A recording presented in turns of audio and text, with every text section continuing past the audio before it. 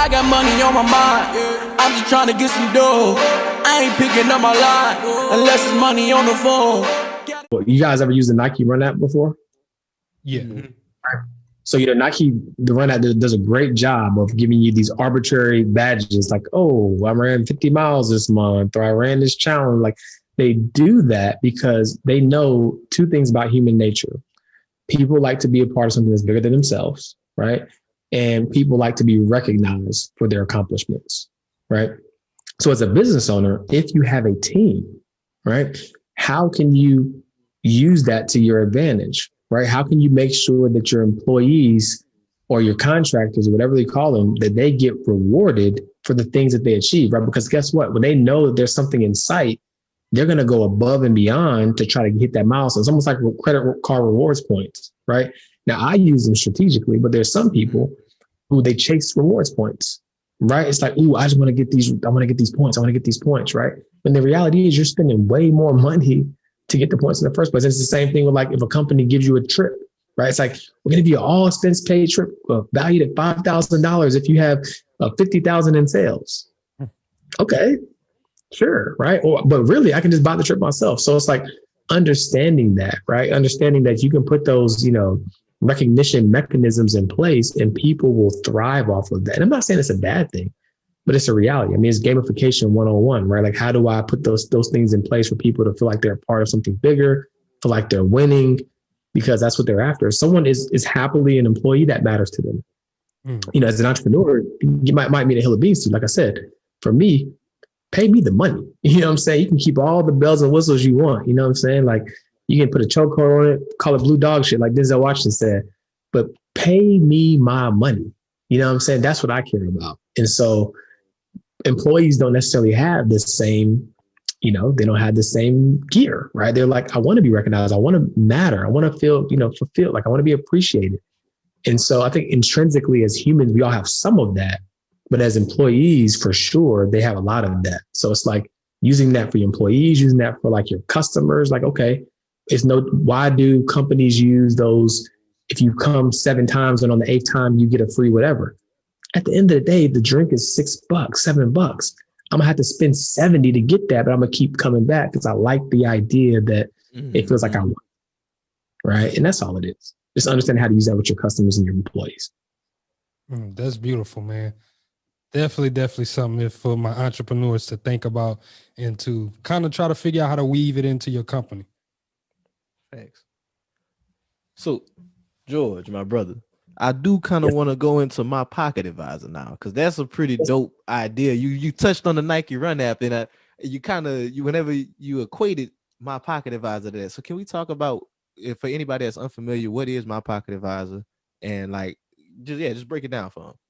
Yeah, man. Super excited, man. So, when I first got started in the business and I was running and ripping and shaking all the hands, kissing a lot of babies, all that good stuff to try to get clients, I realized very early on that like, I'm going to be here for a while. And I knew at some point I was going to cap out on the way that I could serve people. And I was like, man, wouldn't it be dope if I could just like view my clients wherever they go, like almost like if I was in their pocket, and boom, pocket advisor. 2013, I had that idea. 2013, this is for you overnight entrepreneurs that are mad that in 6 months, something ain't popped off, right? 2013. I started looking into the research of what it would take, what it would cost, like what it would do. And I just didn't have it at that time. And I was like, okay. And on top of that, I was still in the trenches, getting my credibility as an advisor, much less, right? So I was like, let me just keep going. Let me just keep doing the work. Because again, this internet culture like wasn't as prominent, right? Like you couldn't just like run ads on a page like yours, right? You couldn't just do that, right? So it's like you actually had to be somebody. And for lack of better terms, unfortunately, there's a lot of people on the internet who ain't who they said they are, right? And so I was like, you know what? That could be mine.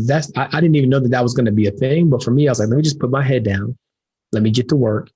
And, I'll look up one day and it'll be the right time to launch this, right? And so here we are, 2021, and I'm ready to launch Pocket Advisor. So what Pocket Advisor is, it's a financial accountability platform. And honestly, it's pretty similar to a financial social network, right? And so what that looks like is myself and other financial content creators, right?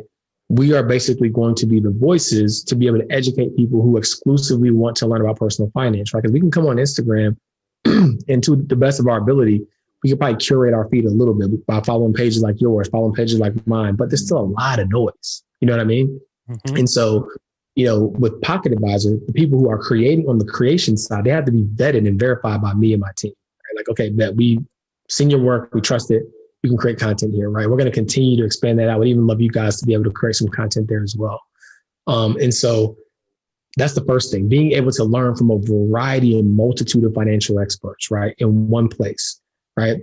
There'll be a series of advice channels, right? And so maybe there's specific categories of information you want to learn, whether it's real estate, whether it's stock market investing, whether it's wealthy tax savvy strategies, personal finance, whatever it is, there's going to be advice channels for each category, right?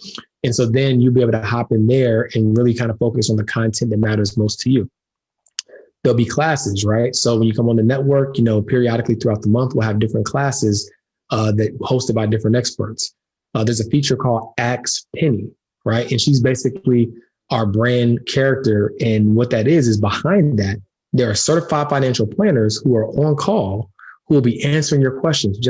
So the concept is almost like Siri, but it's a real person, right? Like you can, but really ask a CFP, right? Like, hey, I just got this bonus at work. Like, what should I do with it, right?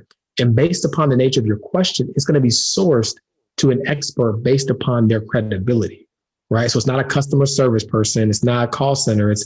There's real experts behind it. When that question comes through, it's going to be a filter for us. Like, oh, this is really a tax question. We need to source that to this guy, or this is an investment. Now, investment is the tricky piece. It's because it's more education, because we can't, if it's like a specific holdings question or like when you should buy something, we got to kind of be careful about that, because one-to-one will be considered advice. But if it's like a class or a course or a program, then that's considered education. So people won't be able to ask like, should I buy this right now? But they will be able to ask questions around personal finance and everything else. Now, but we will be teaching on the investment principles also. Other than that, man, I mean, there's just so much cool and exciting stuff. We're going to have somebody who's going to be posting daily deals and discounts, right? So instead of you having to try to be tapped into like all these different lists and emails, you can come on Pocket Advisor at any given time, and someone's going to be able to, you're going to be able to find a flight deal. We're traveling again. You're going to be able to find a bunch of different deals and discounts there. What else we got there, man?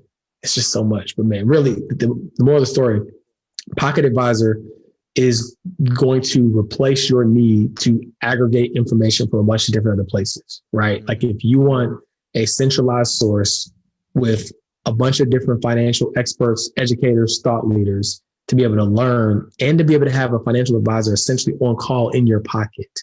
That's what Pocket Advisor is. And I'm super, super excited about it. So we'll be releasing some more information on it within the next probably 4 or 5 days.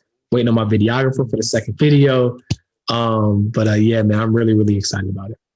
Hey, that's dope, man. Sounds dope. Yeah, that sounds dope. Hell yeah. Appreciate it, man. Yeah. Definitely ready to see that one.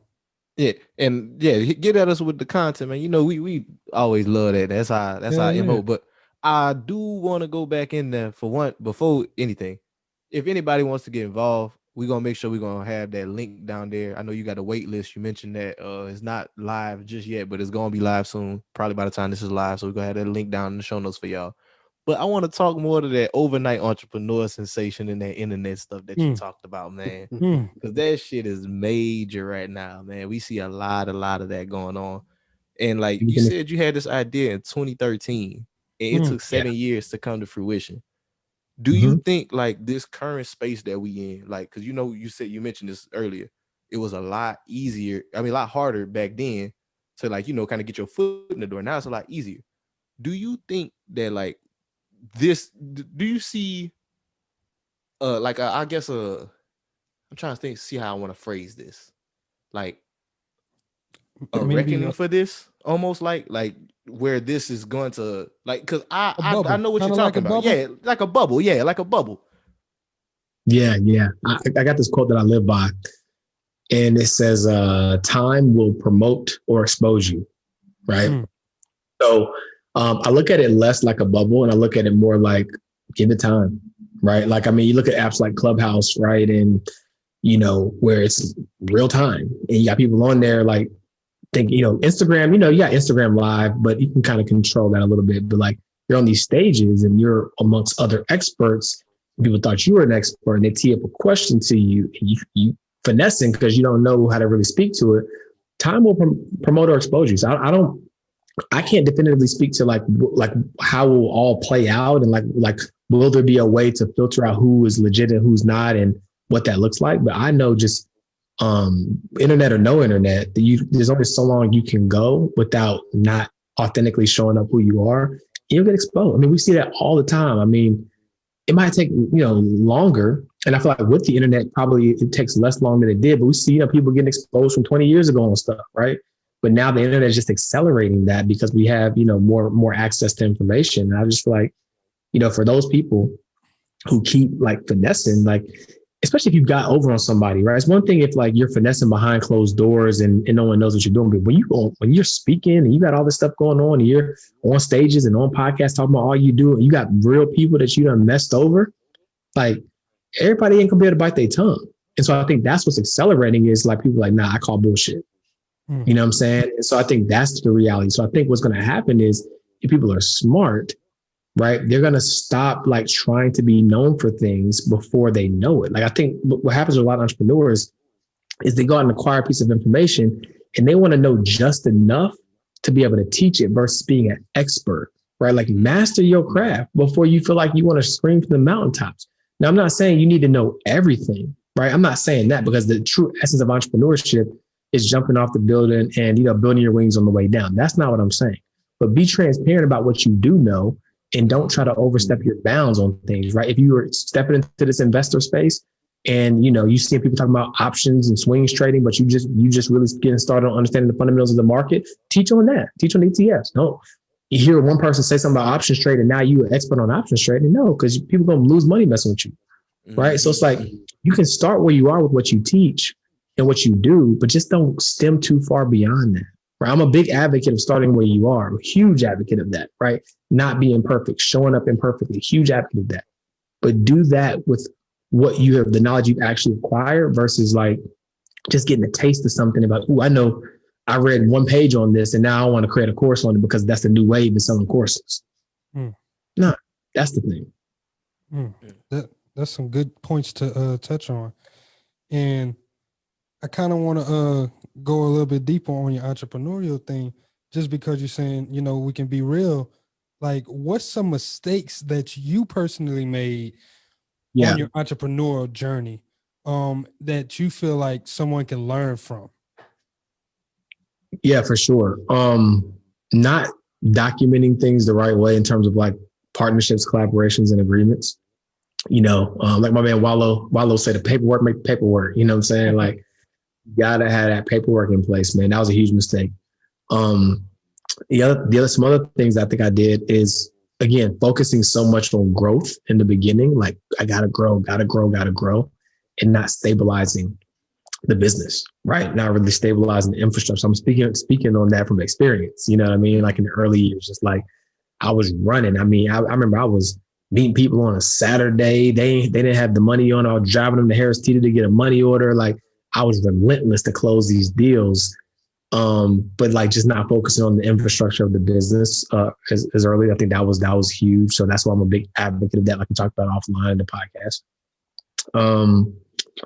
Not amplifying my voice faster. I didn't get into paid advertising until late in the game. Again, I was an offline guy, relationships, referrals, shaking hands. And then I had like an e-commerce brand that if you look at the page and the followers, like not a ton of followers, but like I always say, no matter what page you follow of mine, it's always more money than it is followers. It's always more money than it is followers, right?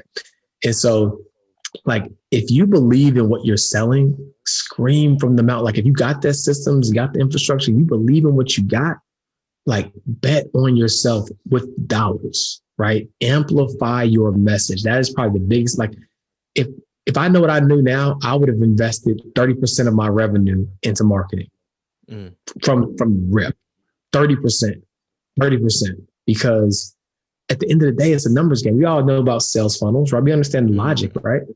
And if you have a good product, if you have proven data that says people want this, like you need to get in front of more people, right? I never forget when I turned the switch on with advertising for the e-commerce brand. Like I got my phone on mute now because we're on a podcast and I want to interrupt the audio. I can guarantee at least 7 orders came in while we was talking. At least. At least. I can guarantee it. Like my man you got the Denzel systems said, and shit in place. Yep. right? Got somebody else that manages fulfillment, right? And so it's like, that's another quick tangent. And this wasn't an issue for me because I'm always big on collaborating.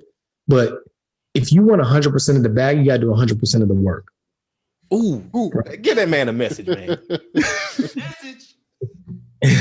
If you want 100% of the bag, you got to do 100% of the work. And that's where entrepreneurs go wrong, right? They want, like, I did this post and someone was like, owning 20% of my company is too low or blah, blah, blah. I said, okay, cool. Let's do some quick math. Zuckerberg, don't quote me on these numbers because they're very specific. Around 11.23%, right? Steve Bezos, all these guys, like all less than 20%, right? Billionaires, right? But you want to own 100% of what? You know what I mean? Break bread with the right people. Again, have the paperwork in place, right? But break bread with the right people. You know what I'm saying? And even before you get all your logistics squared away, even if it's rev share, it's like, hey, look, I know if I don't get somebody to do this, it ain't going nowhere, right? So let me break some bread so I can get this thing off the ground, right? Collaborate, work with people. Like if you can't afford to pay somebody on salary, figure out an equitable arrangement, right? That makes sense. Because unless you want to do 100% of the work, which means your thing ain't going to grow. If you can do 100% of the work for your company, it's not big enough. It ain't big enough. You know what I'm saying? One more time, man. I love that. That's dope. And so you gotta work with people. And then sometimes, it might not always work out. Like it might be, okay, but you don't stop. It's like people who are dating, like you don't not get married or not pursue another relationship because one didn't go right. No, okay, wasn't a good fit. Let's find somebody else. I went through like 4 people before I found the right person for my Melanin Money e-commerce brand. I was telling my wife the other day, and imagine if I quit. Now that brand, right? All I can say is I'm glad I kept going and didn't get jaded off of a relationship, right? So it's like, you got to put people in place. Like you might see George, but there's people beside me, behind me, that you're not seeing that are helping me run this machine. And I'm breaking real bread with. You know what I mean? I'm not afraid to do that because at the end of the day, I'd rather have a percentage of something huge than to just be the face and then be juggling all this stuff, be overwhelmed, have no time freedom because I'm doing everything myself. And you ain't making the money that you want to make. You ain't making the money, right? Hey, I just want to say one thing. Whoever's doing your Facebook ads, man, they're doing a fantastic job of mailing the money. Fantastic. Thank you. Appreciate it. Man, we might need to tap in with them, dog. We are trying to step them paid ads up. Them Facebook ads up, man. Ads, Facebook ads, telling you, bro, a game changer. Like at some point with the Facebook ads, when you get it dialed in, it becomes, well, how much do I want to spend? Right? Once you get it dialed into where it's a 3-to-1, 4-to-1, 5-to-1, 6-to-1, at some point it's just like, okay, well, shit, let's spend $1,000 a day. Let's spend $2,000. Why wouldn't we? Right? The data is substantiating that this makes sense. If 1,000 will make me 5, shit, that's a win. Why wouldn't I? That's the problem, though. People aren't willing to bet on themselves. Like it's almost like investing. They want these outsized returns, but they don't want to take any risk to get it. So every decision that I had to make, I had to like gut check. It's like when I hired the ads team, when I had to redo the website, when I had to drop the money on the samples for the new photo shoot for the merch, so the campaigns were looking a lot more fire. Like I had to do that before $1 rolled in. You know what I'm saying? I had to make that decision, right? I didn't know what was going to happen, but I was willing to bet on myself. I went into that knowing I could have lost thousands of dollars if those campaigns didn't pan out the way I wanted to. Plus, not to mention the ad spend on top of all that, right? Mm-hmm. So you got to be willing to bet on yourself because you can't get the reward if you're not willing to take the risk, period.